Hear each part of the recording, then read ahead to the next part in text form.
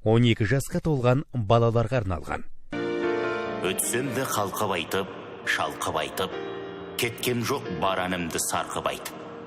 Мен кетем, соңымда қала берер, айтылмаған әнімді халқым айтып.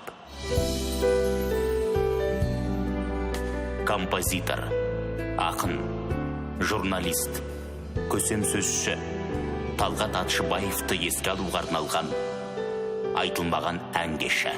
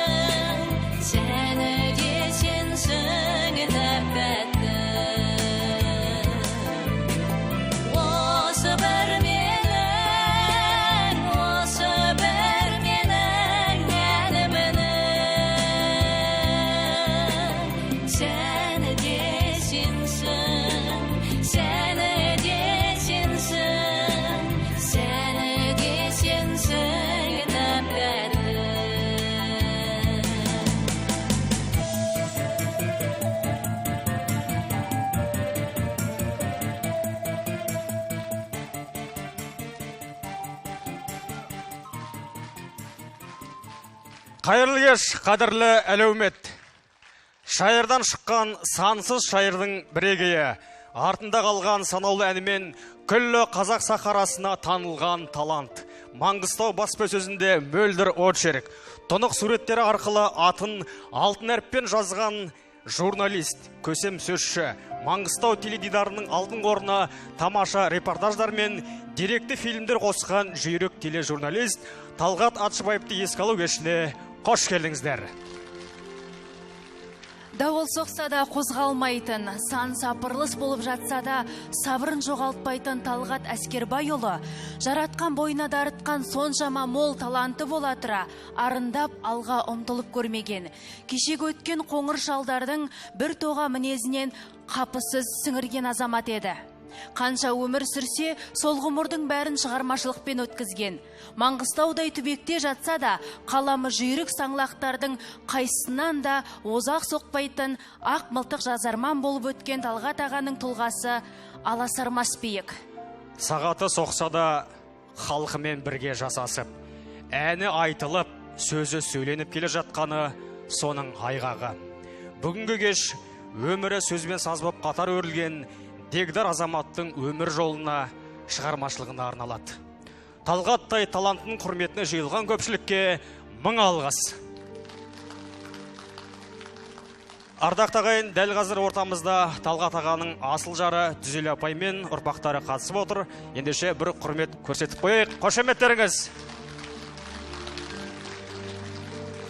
Қадірлі көрермен, бүгінгі кештің шымылдығын Талғат Атшыбаевқа арналған әдемі жырмен ашсақ деп тұрмыз. Өзі өлең өнеріне ден қоймаған соң, көпшілік жұрт Атшыбаевтың ақ мылтық ақын екенінен аса қатты біле қойған жоқ. Ғажап әндеріне сөзді өзі жазғаны өз алдына, қажет кезде жаныңды жадыратып жіберетін мөлдір шумақтарының әрдайым дайын тұратынын замандастар әлі күнге дейін еске алады. Қадірлі көрермен, бүгінгі кеште Талғат Әскербайұлының таудай тұлғасын сөз етеміз. Журналистік, композиторлық, ақындық қырларын әңгімеге арқау қыламыз. Сондай-ақ Талғат ағамызға арналған өлеңдер, замандастар мен інілерінің лебізін тыңдаймыз. Әрине, Талғат Атшыбаевтың көкірегін жарып шыққан тамаша әндерді тыңдап, жайсаң жанды бір еске алатын боламыз. Талғат Әскербайұлы туралы қанша айтсақ та аздық етері сөзсіз. Сол себепті Талғат ағамыздың ізбасар інісі Бақтыбай Жайлауды сахна төріне шақырамыз. Құрмет, қошеметтеріңіз.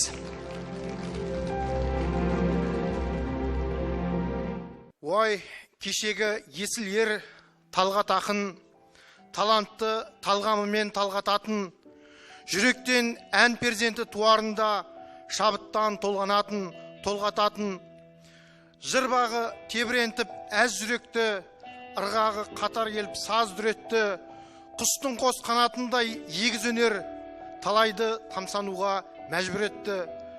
Жантөре күмбірлетсе шалқыманы, жұпары масайтады аңқымалы, ән төре шырқап салған шалқымалы, көңілді жасартады толқымалы. Сазымен өлең өрсе шайыр қатар, оясыз жанның өзін ойыр қатар, сағыныш жүрегі бар адамдардың балқытып тұла бойын байыр қатар. Болса да бәйгелердің алды дара, жүйріктің жанына көп салды жара, бас бермей, жас көрсетпей ағып өтті, топ кекілді күдіре жалды қара. Сондағы сайран дәурен аңыз бүгін, ағызды көк жұлдыз нұр, тамызды түн, арысты аңсамасақ, жоқтамасақ, қазаққа қайта берер абызды кім?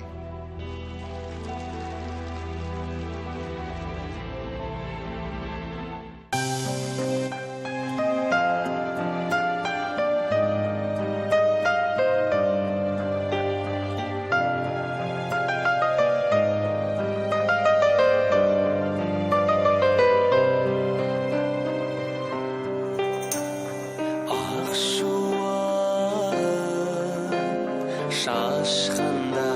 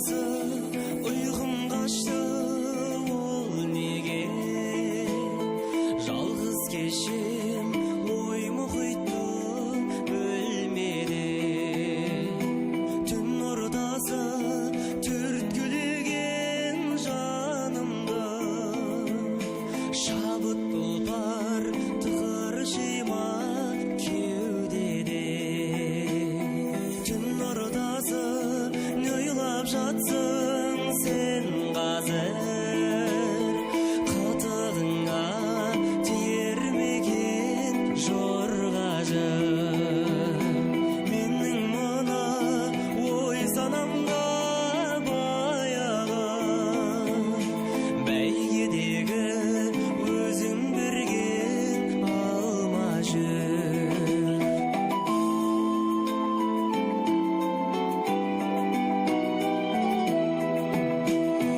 түн ортасы тәтті уақыт бұл керек маған сенің келіп ыстық тұр демен мен риза болар едім түндегі дәл осылай өтіп жатса күндері түн ортасы сенде менде дарамыз сағыныштың отын жылжып жағамыз көру үшін сенің тәтті ұйқыңды бас жағыма тұтатсам ба балауыз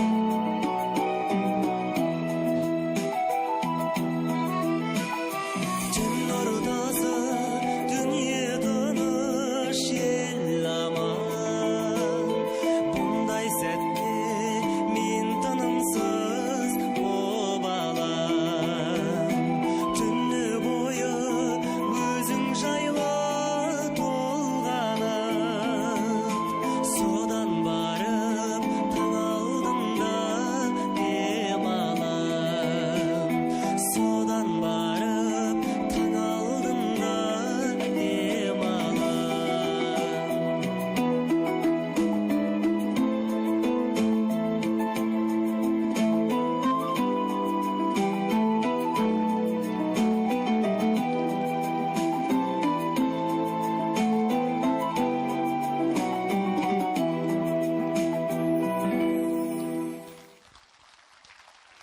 жүрегі сағынышпен мұңға толы жанары мейіріммен нұрға толы кеудесі күмбірлеген домбырадай көкірегі сұлу сазбен жырға толы Үйрендің Қаратаудан, Боздаладан, кезің жоқ, халық жайын қозғамаған, талғатты жұмыла жұрт деп біледі, өнермен ортасынан озған адам. сөзіміздің басында Талғат қанша жыл өмір сүрсе, сонша жыл шығармашылықта жүрді дегенбіз. Тарқатып айтсақ, Талғат Әскербайұлының бойындағы сөзбен саз топырақтан жұққан талант дегенге тоқтар едік. Қаратаудың бауырынан өнген, мың бұлақ сылдыры тербеткен шайыр ауылы әуелден талантты ұл қызға кенде болып көрмеген. Әскербайдың ұлы сол таланттардың көшіне ерте ілескен нар бот еді. Мектепке барғаннан ақ көзгеленген, өйткені өзі қатары көп бала әріпті енді танып отырған кезде Талғат Әскербайұлы кітап қана емес, алдына келген газет пен журналды талғамай оқып, мазмұнын айта беретін ерекше бала болады. Ауылдың алтауызын айтып өскен Талғат аға есейе келе өз жанынан ауыз екі өлең шығарып, тапқыр сөз, ұтымды қалжың арқылы замандастарының қошеметіне бөленеді. Оралдың педагогикалық институтын бітіріп елге оралған жылдар Талғат Әскербайұлы талантының жарқырай көрінген кезеңдері. Аудан орталығы шетпеден шығып тұрған Жаңа өмір газетінде Әзірбайжан Қонарбаев, Бірғали Байекеев, Қыдырбай Тұрмағанбетұлы секілді жайсаңдармен бірге қызмет еткен Атшыбаев бұл ортаның да көркін ашып, шырайын кіргізеді. 1994 жылы атақты ақын Темірхан Медетбеков Маңғыстау телеарнасына басшылыққа келіп, сол жылы Талғат Атшыбаевты Ақтауға, облыстық арнаға қызметке шақырады. Атшыбаевтың бұл жердегі қызметті қайраткерліктері қалың көрерменнің көз алдында. Соқталы хабарлар дайындап, естен кетпес әдемі репортаждар әзірлеп, көпшіліктің көңілінен шықты. Телеарнаға келгеннен кейін жастардың бәріне аға, ұстаз болды. Журналистік шеберлігімен де, алғауыз адамның қалпымен де, үлкен кішіге бірдей сыйлы, қадірлі қалпында, абыройын кірлетпей, асқақ қалыпта жүрді. Енді өткен күннен сыр шертер арнаудың да сәті келген сыңайлы. Сахнаға Талғат Атшыбаевтың үзеңгілес досы, Маңғыстау әдебиеті мен мәдениетіне Талғат ағамызбен бірге еңбек еткен ақын, жазушы, композитор, сатирик Ерекен Қорабаевты шақырамыз. Құрмет, қошеметтеріңіз.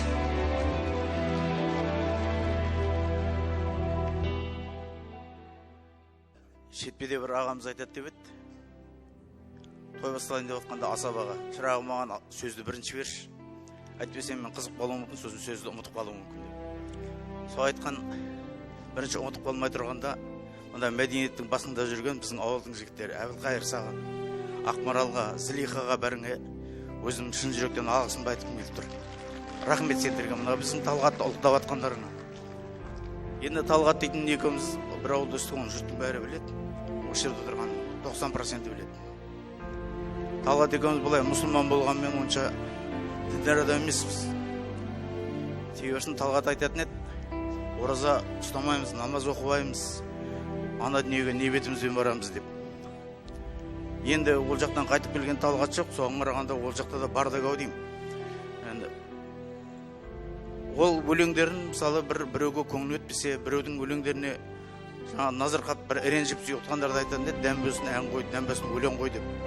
Сосын мына біреулер айтады, мына адам қайтқаннан кейін оның әруағы келіп жүреді, сол маңайға жаңағы атын атағанда деп. Мүмкін Талғат келіп қарап, сыртымыздан қарап тұрған шығар. Мен мына өлеңді оқып берейін, сен кеткелі деген. Өмір көшкен керуен көш секілді, қалғанымен ергені көп секілді. Сен кеткелі сөз қылып елең етер, өзгерістер бәлендей жоқ секілді. Баяғыдай жандығын елептейді, баяғыша інелер төрлет дейді. Алға алдына сараңдау ақ жаңбырдың, қайда қалай әлінше жер көктейді. Тұрағынан кеткенмен жылысып аң, елің жосып көшкен жоқ ұлысынан. Жер жаңылмай айналып тоғырынан, күн шығып тұр баяғы шығысынан. Түсер еске көз салсақ қайдағылар, куә болар қайжанның айғағы бар. Біреулердің жұлдызы жоғарылап, патшалардың тағынан тайғаны бар. Жасы келіп ағаның кеткені бар, енді бірдің мезгісіз өткені бар. Өзім деген інімен қарындастың дегеніне жетпеген жеткені бар. Тілін тауып жақсымен тілді салған, болмағанды біреудің жүлдес арман. Хабар берсе қара жер айтатыным, бауыр бүтін еліңнің іргесі аман. Рахмет.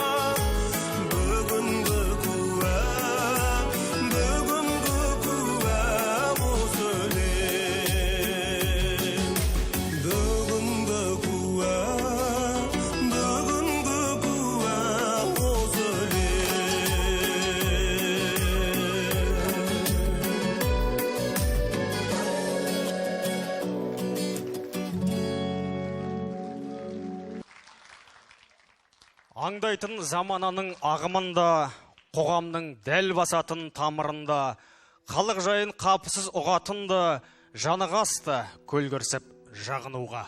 Өнерде сазгер болды, дара болды, өмірде дегдар болды, дана болды, талай жақсы жандарға іні болды, ақылын аямайтын аға болды.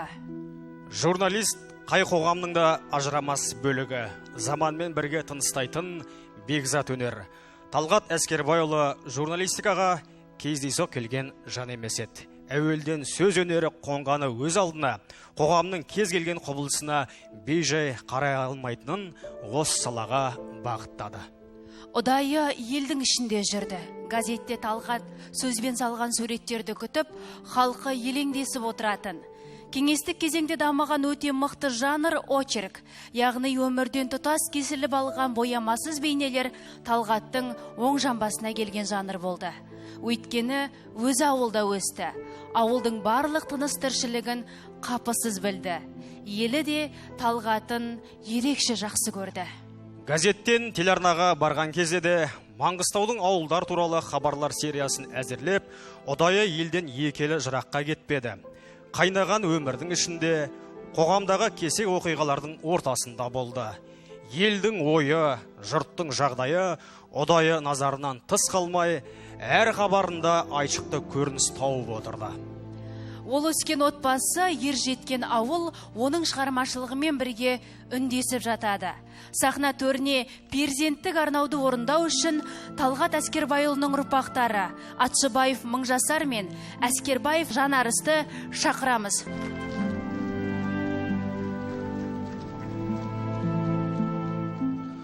Ассалаумағалейкум, көңілі патша көрермен.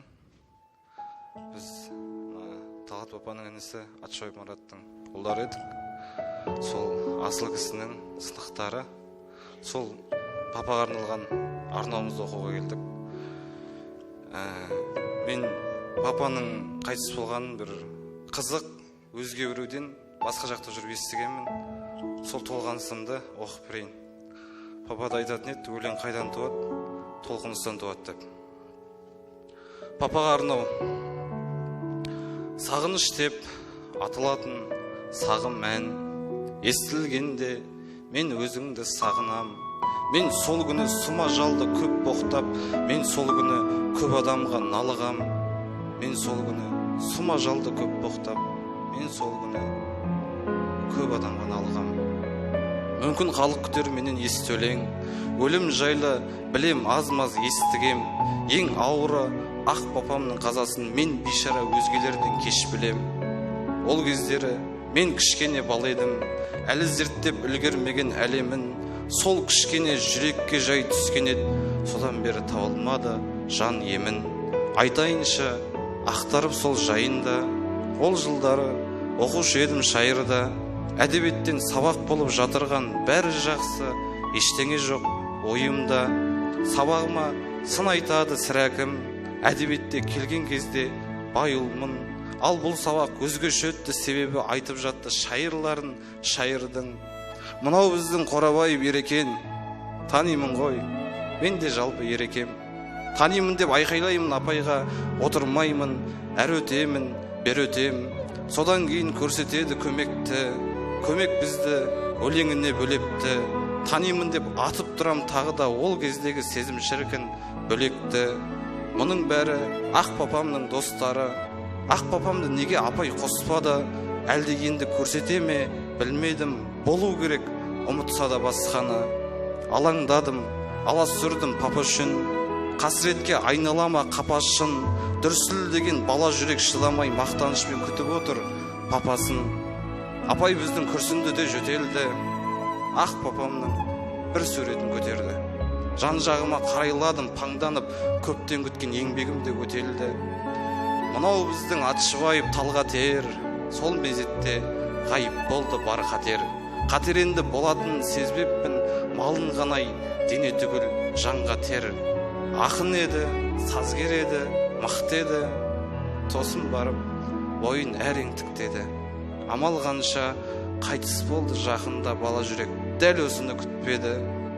Атып тұрдым сөздеріне сенгем жоқ. Маған қалай ондай хабар келген жоқ. Апай, неге жалған нәрсе айтасыз? Папам тірі, папам менің өлген жоқ. Естімеген боларсың деп мұғалім, сен алмадым, орныма құладым. Түк естімей, түк көре алмай, меңзем боп жылағың келді, бірақ әрең шыдадым. Сыртқа шықтым, ағыл тегіл осылдым, тағдыр маған берді солай тосын мұң. Жанарысты шақыршы деп тұншығып құлағына сыбырладым.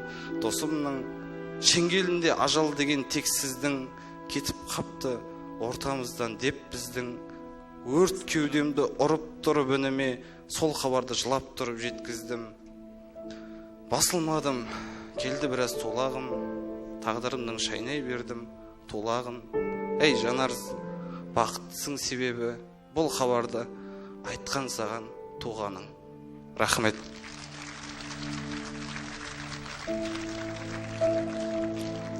Ассалаумағалейкум. Жүректері атайғана деп емес, алаш деп соққан ағайын, бүгінгі Атшыбаев Талғат папамыздың шығармашылық кешіне қош келдіңіздер. Көп рахмет айтамыз. Көп сөйлемеймін. Папамның өріп кеткен өлеңін мен де өріп, ұстап кеткен ақындық асатаяғын ұстап мен де келдім. Ажалға арыз. Ақ тарамын, ақ парағын өткеннің, аспан тіреп тұрмасам да көк керідім. Ботам қайда деп өзіңді маң дала, бозінгендей сағыныштан шөккен мұң. Аспан келіп ұрғылайды жер өтесін, өмір неге сен осындай келтесің. Ғұмырын тез алып кеттің, неліктен құлынындай сары даланың еркесін. Сылаң саздың сарынындай естілген, самалесті самайымнан ескірген. Қақпақтының аңғарына қарайды, күнбатыстан күнім қоймай кешкірген. Арыз айтам демеп едім тап бұлай, өмір өзі шешіп кетті тап қырай. Аспанымда қалықтаған әндерді тыңдап келем, құлындайын шапқылай. Өмір, алдағансың неліктен, арадақтының араларын кеміткен. Сен біздерден алып кеттің асылды, ал орнына бірдеңені беріп пең. Шалқымалы шымырлатып құйқасын, сағыныш кеп дертке берген шипасын. О дүниені мекен қылған ақ папа, самал болып маңдайымнан сипасын. Ғафыл өмірі қалмағансың кімдерден, ғафу еткін алдағансың күндермен. Сағыныш боп ұшып кеткен ағамның, тастап кеткен мұраларын білгем мен. Ағер карман ілестіліп артынан, сағынышты іздеп мен де алқынам. Сағыныш боп ұшып кеткен ағамның, шаттығыңның куәсі боп шалқымаң. Жылай, жағамды да жыртыппын, аңылдаймын әндеріңе ынтықтым. Ғасырыңа маң-маң кердей сыймадың, маңдайына сыйғызбады құртып кім. Алдыңдан кеп, күтіп алып табылдың, кеттің бе сен керуенінде сағымның. Сайындала сарқыратып төскейін, бірге мен де өзіңді шын сағындым. Соңғылындай, аққу құстың мұңындай, өмір өтті қысқа аттың қылындай. Әнің жырың тірі кезде тірісің, тіккен туың өтер әлі жығылмай. Сағынышсыз бастар дейсің баққа кім, жылап жырларыңды жаттадым. Сағынышты саған арнап отырмын, білдірмей ақ жалған күнге дат бар. Рахмет.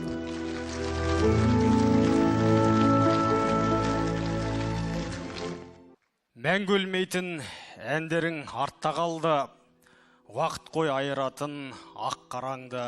Есімің ел халқыңның жүрегінде, өшпейді, ескірмейді, сақталады. Талғат Атшыбаевтың аты Маңғыстау жұртының көкірегінен өшпейтін бір есім. Шалқымалы мен сағыныш Талғаттың көзінің тірісінде авторға ел махаббаты, ел құрметін, ел ықыласын әпкелген аяулы әндер. Санаулы әндер жазса да, сол санаулы әннің бәрі ел жүрегінен берік орын алып, артында ғасырларға жетердей дауысы қалған бақытты композитор. Сөз өнерінде салған олжасы тәпті орасан. Шұрайлы тілмен көмкерілген талай тұмса туындылар газет беттерінде де, телеарна мұрағаттарында да сақтаулы тұр. Артында қалған қалың елі бар. Көз тірісінде алғаусыз сыйласқан атпал азаматтар бар. Өмірін бірге сүріскен аяулы жары, ұлдары мен қыздары бар Талғаттың атын үнемі ұлықтап жүретіні даусыз. Атшыбаев Талғат Әскербайұлы өмірден көшкен соң, замандастары мен тілектес аға бауырлардың естеліктерін топтастырылып, етшеңді жинақ өмірге келді. Талғат өмірінің әр кезеңінде үзеңгілес қатар жүрген азаматтардың жүрек жарды лебіздері кейіпкердің тұлғасын жан жағынан айшықтай көрсеткен әдемі жинақ болды. Талғат Атшыбаев өмір сүрген үйдің сыртына ескерткіш тақта орнатылды. Тұлғасын танып, ұлын ұлықтаған халықтың бұл да Талғатқа деген ыстық ықыласы, биік құрметі. Талғат Атшыбаевтай таудай тұлғасы көз көрген әрбір адамның жадында мәңгі сақталары сөзсіз. Әсіресе бір топырақтан өсіп өнген ауылдастары үшін оның орны әрқашан бөлек. Ендеше естелікке толы арнауды орындау үшін сахна төріне Талғат ағаның ауылдастары Жәнібеков Әзімбек пен Арықбаева Кенжегүлді шақырамыз. Қошеметтеріңіз. Маңғыстау шалқар өлке шаңырақтан жыр селін ағын судай жамыратқан. Өкілі домбыраны қолға алғанда жебейді әруағы абылақтан. Шырқатып атын туған босағаның күн сайын жасарамын, жасанамын. Тербелсем 90 тарау терме келіп, бір аунар сәтті құлмен қашағаным. Ақ сөзім ақиқаттың айғақ едің, сандүлділ сандуғаштай сайрап едің. Әбіштей ғұлама ғып ұл туғызған, не деген бақыт дедің қайран елім. Жігерін алдаспандай алмас қылып, бар мекен жырдодада жамбас жігіт. Дәстүрін бабалардың балалары келеді абыроймен жалғастырып.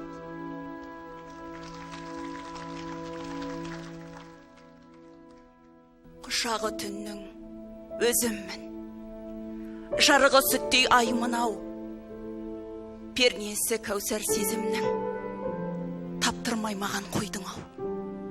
Ұшқандай бастан бақ керім, алдым ба әлде ұрлатып, апырау, қайда сәттерім, сыйлайтын маған жыр бақыт.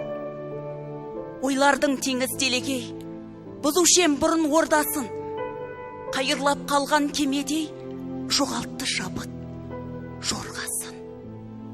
Ойларға баттым, шым-шымдап, шақырдым тағы күш бөлек, жазбайды қалам бір шумақ, отырғаныммен тістелеп.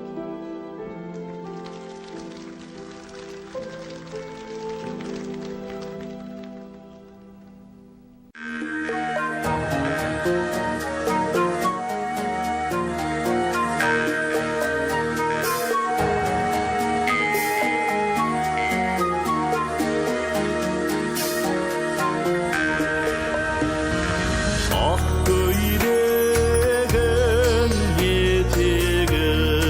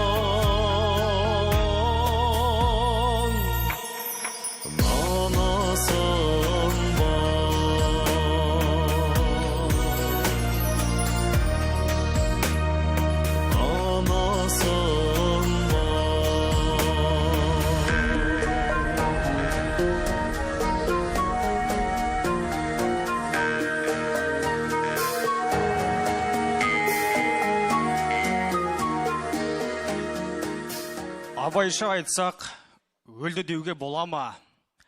Айтыңдаршы, өлмей тұғын артында сөз қалдырған дегендей, Талғат ағамыздың өнерімен өлеңі әлі де жалғасуда, әлі де жалғаса береді. Осыған айғақ ретінде Талғат ағамыздың сөзіне жазылған, әуенін жазған Бекзат 90, ән сылаңсаз. Дәл бүгін сіздердің алдарыңызда тұсауы кесіліп, сіздерге ұсынамыз. Ендеше қабыл алыңыздар, орындайтын автор. Қарсы алыңыздар.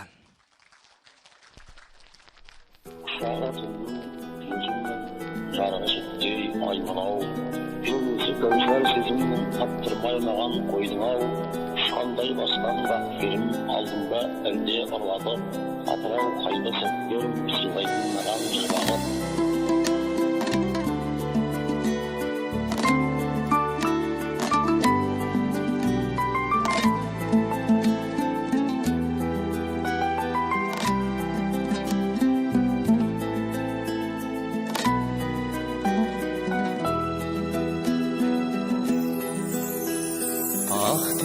жарасады тайға көрі біреудің дәл өзіндей жайнағымен беліңді қалқам бекем болмадан бай кеткенше қол ұстасып кеткенше қол ұстасып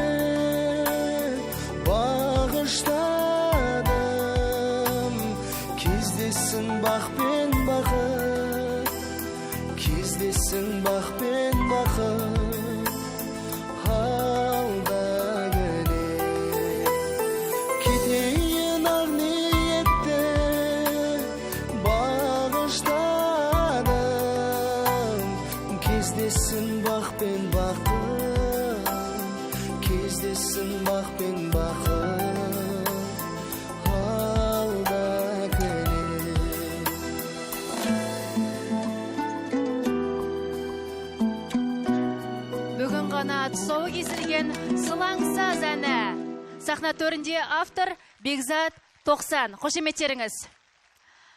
Бүгін өткен күнді еске алып, болашаққа бағдар алатын күн. Талғат Атшыбаевтың аты қайта жаңғырмаса өшпейтін анық. Сіздердің назарларыңызға тағы да тұсауы кесілетін ән. Талғат Әскербайұлының сөзіне жазылған Ерекен Қорабаевтың әні «Алтын бесік ақ желең». Сахна төрінде Мұратбек Қадырбаев. Қошеметтеріңіз.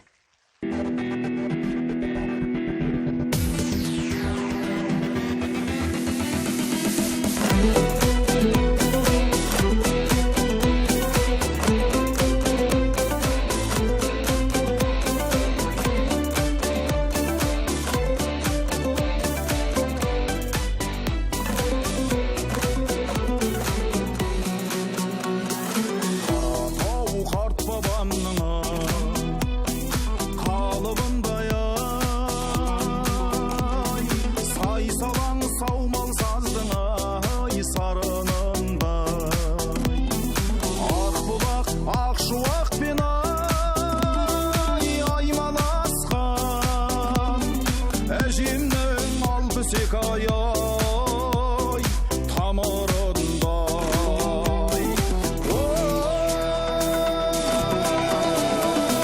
Сарытөбе саған талай ат байладым, кешегі балғын дала шақ тойладым, ақ бесік тәтті ойларым ай еске түссе, аңғылда балды күтіп ай ақ мойнағым. Сені өзге жерге қалаған баңа ақ бесік ардақты ғой ай әр адамға сыяды жүрегімен ай төңірегің шаншылып шат башыңнан ай қарағандай.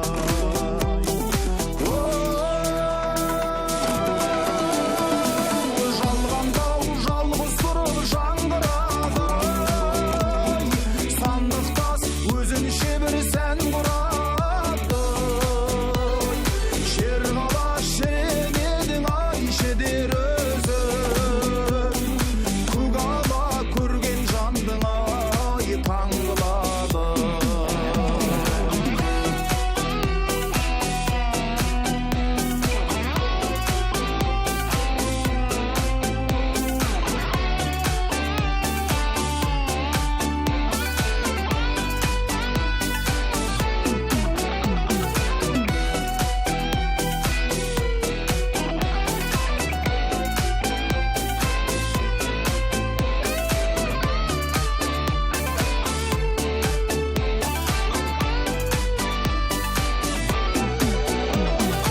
Отпантау жүрек отын жандырады, айрақты әнге айналған жан құмары, ақмышта ақ бөбектің ай құйған суы, шөліңді қасқағымдан ай қандырады, шөліңді қасқағымдан ай қандырады.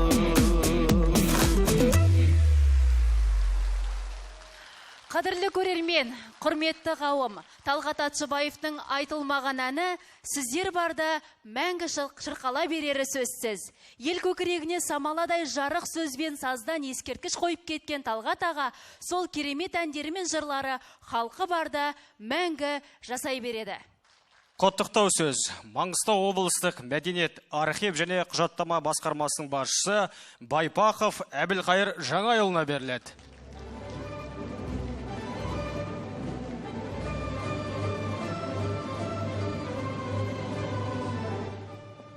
Ассалаумағалейкум, құрметті көпшілік.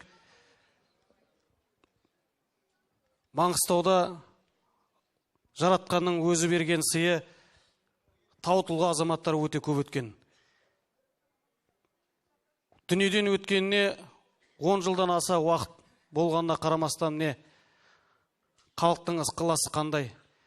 Осы Талғат ағамыздың шарасы өтеді дегенде ел халық қолдап жатыр. Бір мықты нәрсе бар, бұл халықтың жады. Халықтың жадына жақсылықтың жаршысы болып, жақсы дүниелерді, жақсы әндерді, ізгілікті көп жазған адамның өзін тарих жарқыратып осылай алып шығады екен. Сондықтан да тамаша әндерімен жаңа осы кеш барысында өздеріңіз көріп отырсыздар, журналистика саласы болсын, газетте де жасаса да, телеарнада жасаса да, қай жерге Талғат ағаның қолы тиді, барлық жерде де өзінің кәсіби маман екенін, ән жазса да әннің ең мықтысын жазатын дәлелдеген азамат. Сондықтан да Талғат ағаның отбасына, тумаластарына, апай сізге енді Талғат ағаның шығармашылығына бүгінгі арналған кеш, еске алу кеші. Өздеріңіз байқап отырғандай, Талғат ағаның айтылмаған, бұрын сахнадан шырқалмаған әндері өңделіп шырқалып жатыр. Әлде де Талғат аға жарқырай түседі деп сенемін. Енді Маңғыстаудың Швейцариясы деп аталып кеткен шайырдың өзінің топырағы қасиетті топырақ, себебі шайырдың өзінен шыққан адамның не әнші болады, не ақын болады, қарапайым адамның өзінің сөздің төркінін түсетін мықты азамат болады.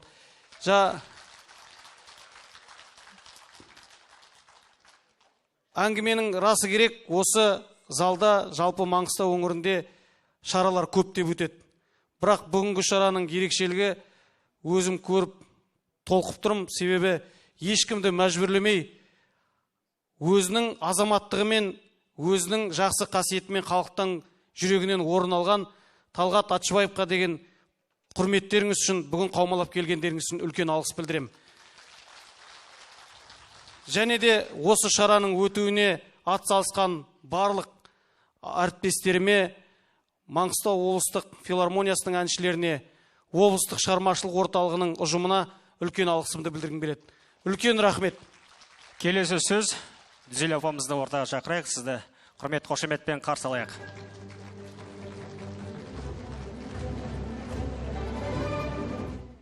Қош келдіңіздер бүгінгі Талғаттың шығармашылық кешіне және еске алу кешіне. Әрине, бүгін біздің отбасым үшін, тумаластар үшін ерекше күн болып есептеледі. Осыдан 10 жыл бұрын жарыққа «Сағыныш болсам армане» деген кітабы жарық көрген, соның тұсауы кесілген, артында қалған әндері орындалған, естеліктер айтылған. Бүгін міне соның жалғасы деп білемін. Сөзімен сазын жарастырып, өзінің жүрегінен шыққан сазды әуендерін халықтың жүрегінде мәңгі ұялататыны сөзсіз. Әрине, ол әндерді сөзін жазып, әндерін жаза алмай кетті. Себебі денсаулығына байланысты сол өнерін кішкене артта қалдырды. Жаңағы орындалған «Алтын бесік ақжелең», «Сылаң саздың» сөзін жазып, тақырыбын қойып, сазын жаза алмай кетті. Өте өкінішті. Сағынышты алғаш Шетпе кентінде тұрған кезде осы екі әнді жазған болатын. 18-ім Ақжайықта болдаңыз, сол шақтардан суыртпақ сырт қозғаңыз. Әйтіп бүйтір негере қыз боп кете жаздап едім, 20 қыз деп өзінің сол қыздардың ортасында жалғыз ұл болып, орталарында жүрген бір азамат едім, сол қыздарға мен бір сағыныш дейтін ән жазған болатынмын деп, маған соны домбырамен екеуміз бір шай ішіп отырғанда орындап берген. Бұдан кейін сол Оралда оқыған қыздарына, Оралда оқығанмен группасында көпшілік қыздар осы Маңғыстаудың қыздары, Ақша бар, Ақкенже бар, тағы сол сияқты қыздар. Нұржамал келіп отыр бүгін. Сол қыздарды сахнаға шақырғым келіп тұр мен қазір. Атыраудан келген группаласы Ақкенжені, Ақшаны, Нұржамалды.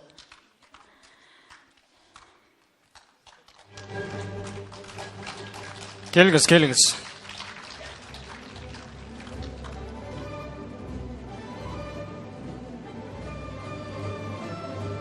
Талғат екеуміз 1985 жылы қол ұстасып шаңырақ көтердік.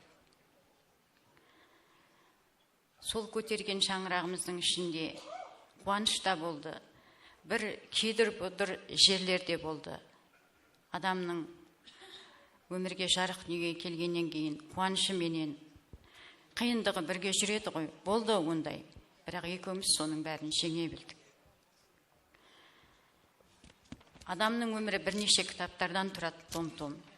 Сол кітаптардың әрбір парағын қуанышқа бөледік. Ол қуаныштар өмірге әкелген екеуміздің бүлдіршіндеріміз, жаннатымыз, қызымыз, ұлдарымыз, сайран дәуреніміз. Олар да қазір биіктерге көтерілді, шаңырақ құрды. Олардан да немере жиендер сүйдік. Аллаға шүкір, сол қызықтарды келін сүрдік, қыз ұзаттық. Әрине, оның бәрін көре алмады, көргені де бар, өкініштілер де бар. Болмадау деген сол тойларда. Оның барлығы әрине Алланың ісі. Аллаға сол Талғат керек болды. Асықтырды Талғатты Алла Тағала. Шақырды, кел мұнда деп. Ол Маңғыстау жеріндегі Шайыр ауылының Есібай деген жеріне барып мекендеді. Сол жақ менің мәңгілік ауылым деп. Сылаңсазды ойланып, толғанып, сол Бекзат дейтін бауырымызға бердім. Оның да нағашысы Шоңа екен. Өзімнің нағашымның ән мен орындайыншы апа деп, өзі рұқсат алып орындаған болатын. Мен рахмет Бекзат бауырыма. Ағаларыңыздың осындай керемет сазы мен сөз жарасқан әдемі өнерін халыққа паш етіп, осындай қылып керемет дүние жасап көрсетіп жатсыздар. Сіздерге отбасымның атынан, сіздерге тумаластардың атынан мың алғыс. Алла разы болсын. Енді мына жерде Талғаттың енді мынау бірге оқыған группаластарының бәрі Оралда, Ақтөбеде, Атырауда, осы Ақтауда, Таушықта, осы жерлерде қыздар, жақын жерімізде. Енді алыстан келетін қыздарымыздың отбасыларына, жағдайына байланысты келе алмай қалды. Осы жерде келіп отқан қыздарға қош келдіңіздер деп, мына халыққа өздеріңіздің бір ауыз тілектеріңізді айтыңызшы дегім келеді. Бәріңізге бір сәлем Маңғыстаудың маңғаздары.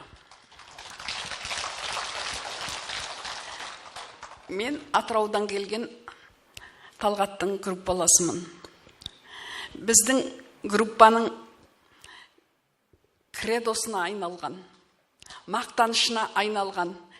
Біз группамыздың 4 жыл бірге оққанда, қазір қашан оқыдың десек, біздің атауымызға айналған Атшыбаевтың группаластарымыз. Біз осы сөзді мақтанышпен айтамыз. Сырт көзге сұлбасы батыр тұлғалы болған мен, жүрегі сондай нәзік, әдемі әннің авторы Талғат біздің ортамызда жаңа Жалдықара деген сөзді синоним қалай өте тамаша қойған. Шынымен де ол тек сазгер, ол тек ақын емес, ол әннің сөзінде, өзінде жазатын керемет автор болатын. Сабақ үстінде мысалы кейде жоқ, көп жоқ болып кететін. Сонда ол анау Қадыр Мырзалиевті көзбен көріп, қандай бір керемет адамдар келсе, ол енді зымп беріп сол жоқ болып кетеді. Біздер сабақта отқанда, кейіннен мына кітап шыққанда оқысақ, ол небір мұғалімдердің өзі оған үлкен үмітпен қарайды екен. Қашып жүрген адамы алдынан шығады жаңа мұғалімнің. Мінекей сондай сәттер болар бала деген көп нүкте ар жағынан содан көрінеді. Бүгінде біздің арамыздан шыққан 4 жігіттің енді тірлікте жүрген біреуі бар, өкпелеп тұрмыз. Жаяу жетсе де жететін осы Батыс Қазақстанда тұратын еді ғой деп, неге келмеді деп. Енді әйел адамдар расында әртүрлі шаруамен келе алмай қалды. Біздер бұдан 2 жыл бұрында осында келіп кеткенбіз, Талғаттың басына тәу етейік деп. Талғатты көрейік деп. Біздің ортамызда біздің группаның мақтанышы болатын сіздің Талғаттарыңыз. Біздің Талғатымыз. осы Маңғыстаудың Маңғаз даласындай жүрегі кең, анау мақтаншымыз еліміздің әнші. Анау Тоқтар айтып жүргенде әнін сіздің Талғаттарыңыз. Біз сіздермен біргеміз. Аман болыңыздар. Ұрпағының бақытын, жақсы күндерді, жақсы жағдайларын естіп отырайық. Сіздермен келесі 20 жылдығында тағы сондай сәттерде кездесейік дегім келеді. Аман болдыңыздар.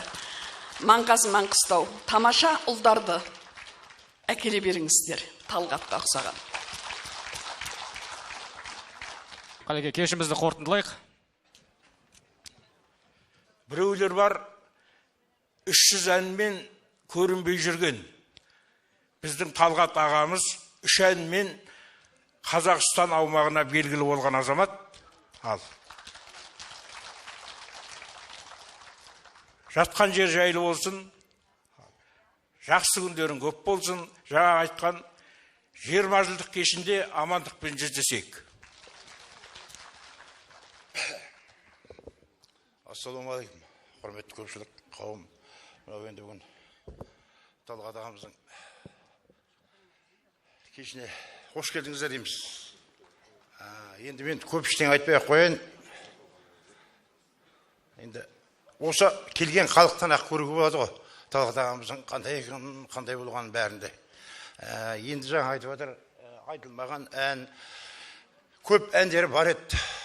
Ол тәкен балконда тұрып айтады еді. Мен шәмшіммен сырласуйтын ән шығардым.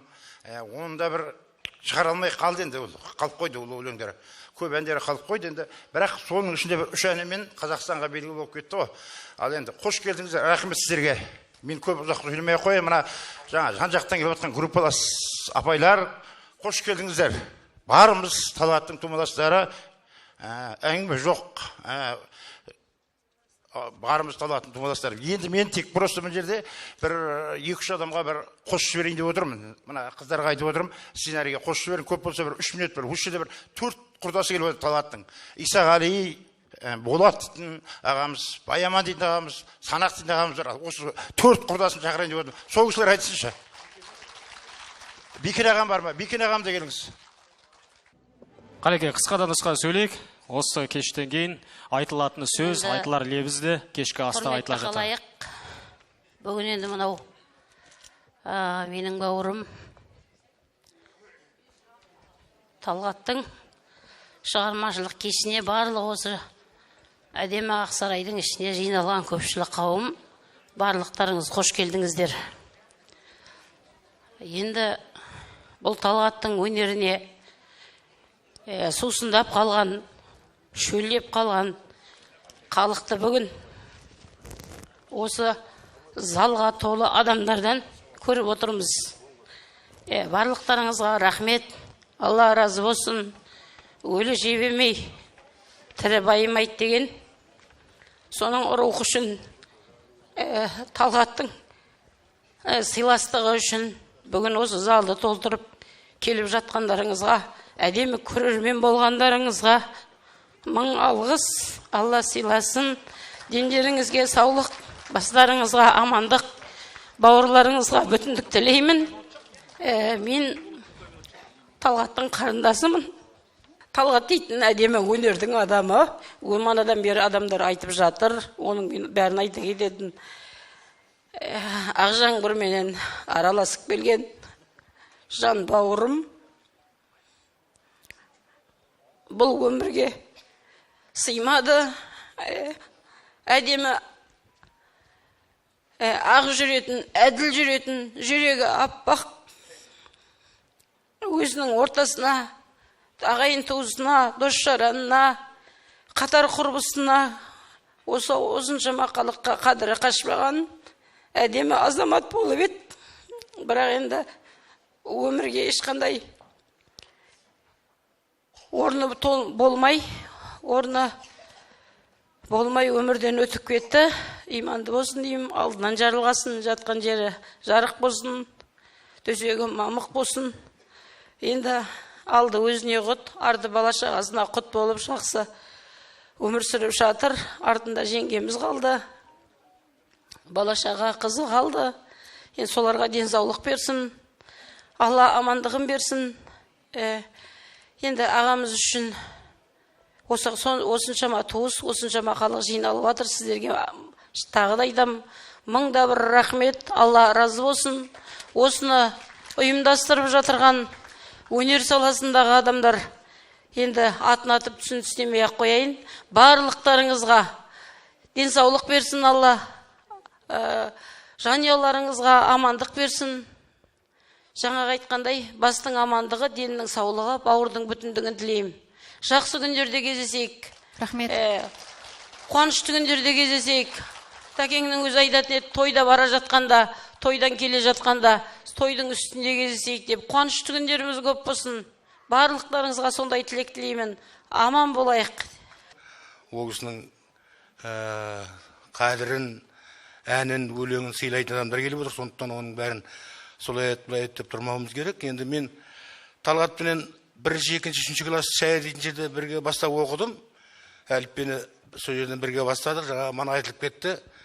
Біздер сол амен бұны оқи алмай отқанда ол кісі Социалист Қазақстан газетін зулатып оқып отыратын еді. Сондай қызығатын едік. Енді содан кейін әртүрлі мектепке кетіп қалдық. Ағаларымыздың жұмыстарының ретімен мен басқа мектепке кетіп қалдым. Артынан бір талайдан кейін Оралда кездестік. Оралдың ол педесіне келіп, біздер сельхозинститутқа түстік. Сол жерде енді студенттік жастық шағымыз жалындаған бәрі бірге өтті ғой енді. Бұл жерде Қуаныш деген азамат бар, Өсер деген азамат бар, қатысып отыр семьяларыменен.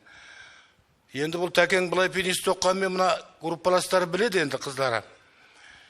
Ол біздің сельхозинститутта жүрді көбіне. Оның демалатын жері, ұйықтайтын, тамақ жейтін бәрі сельхозда түгел. Әйтеуір пединстқа барады соға. Сондықтан көп жігіттер сельхозинституттан бітірген деп те есептеп, біздің бірге оққан жігіттердің бәрі сол талғат деп, соны сыйлап, соны құрметтеп, солай жүретін еді. Ал енді Тәкең дейтін керемет азамат жігіт. Енді өзі бірге жүргенде, тірі жүргенде, ойбай Талғат қой деп жүреміз ғой, жасыратын жоқ. Тамам ішеміз, анау-мынау. Ол артынан енді өмірде өткеннен кейін осындай кештерде адамның қадірі, оның сондай үлкен, ұлағатты адам екені, азамат екені ерекшелей беріледі екен енді. Сондай сезініп отырмыз. Көзімізге жаста келіп отыр.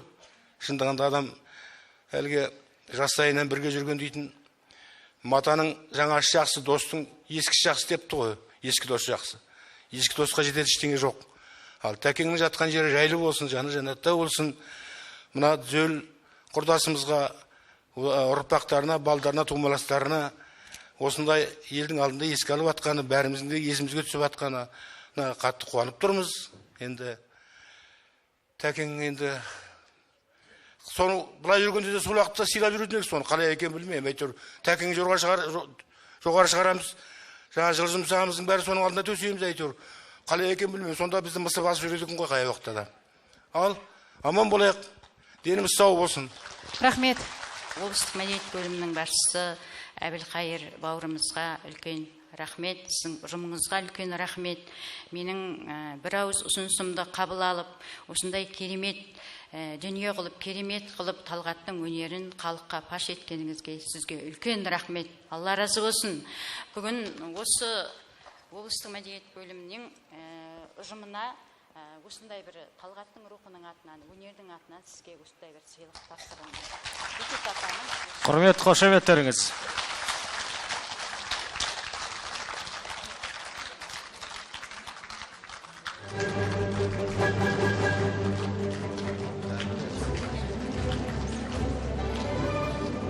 Маңғыстаудың барлық жайсаңдары мен жақсыларын дәріптеп жүрген мәдениет басқармасына қарасты облыстық шығармашылық орталығы бар Ақмарал Шырақбайқызы бастаған ұжым.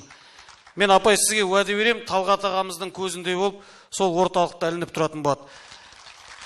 Өткенде ғана 23 жылдың соңында ол орталық өзінің 50 жылдық мерейтойын атап өткен болатын. Үлкен рахмет сіздерге. Қадірлі көрермен, құрметті өнерсүйер көпшілік, осымен композитор, ақын, журналист, көсем сөзші Талғат Атшыбаевты еске алуға арналған айтылмаған ән кеші өз мәресіне жетті. Келесі кездескенше аман сау болыңыздар.